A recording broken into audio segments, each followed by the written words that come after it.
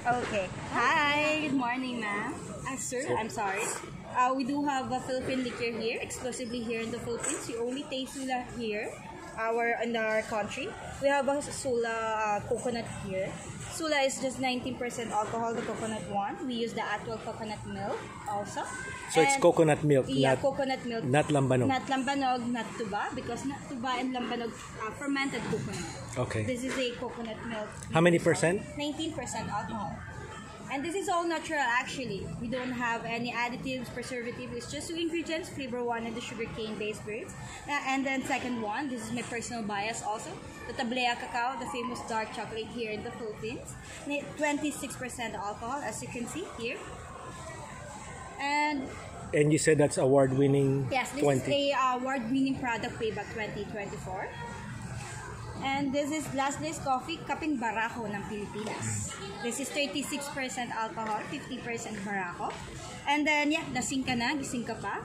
And actually, three kinds of beans that we have blended by this one. Ano nga yun? Nawala ako, sir. Sorry. Pag may camera na kasi. And, half ka lang naman eh. Okay. Para ginamit privacy. Dito is a... nakalimutan ko siya talaga. Sige, mamaya. Arabica, Robusta, and Liberca, and came from 4 different regions: Batangas, Benguet, Quezon, and Cavite. Tell them about the bottle.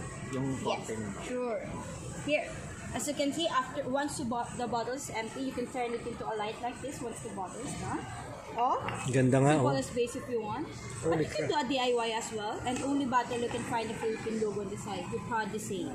Here's the Luzon, Palawan, Visayas, and this is the Palawan, Visayas, Mindanao, the archipelago. And actually, these details represent the ocean waves. As you can see, the reflection though here. Wow, nice. Yes, and it comes with the bags like this, and you can avail only Sula here in the Philippines exclusively. And exclusively. yeah, actually, meaning of Sula is shining or radiant like a pearl. So here, perlas ng silangan. Wow. Yes, and even in the smaller one, this is our limited edition for 1,999, but our SRP is 2,500. You can avail 3 flavors already for 250 ml. Same details as the big one. And here, as you can see, the box itself. Here's the full details of a coconut. It came from San Pablo, Laguna, the source. Chocolate is from Malagos, Taba. And for the third one, which is Batangas, Benguet, Quezon, and Cavite province, came for Barak. Very good. How much is that? For this one small bottle, from 2,500 down to 1,699. Yung ganito kalaki. For that 1,750 ml, from 2,000 down to 1,699. We are having a sampling promotion. Because if you buy na NAIA International Airport, sir, like in Terminal 1 and Terminal 2, it's gonna be 2,300 per ton for this one. And yeah, is that tax-free here?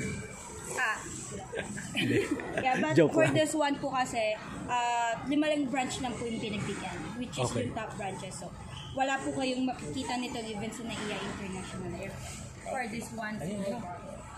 Yes. Thank you. Would you like to try the combination?